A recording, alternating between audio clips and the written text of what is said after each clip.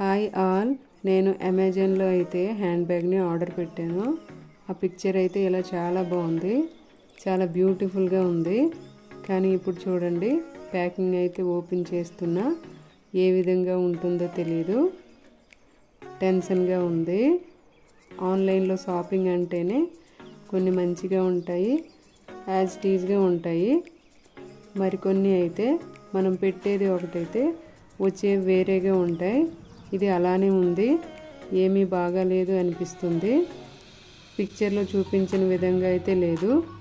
Zip system కూడా ఏమీ బాగాలేదు, అసలు లుక్ కూడా పూర్తిగా మారిపోయింది.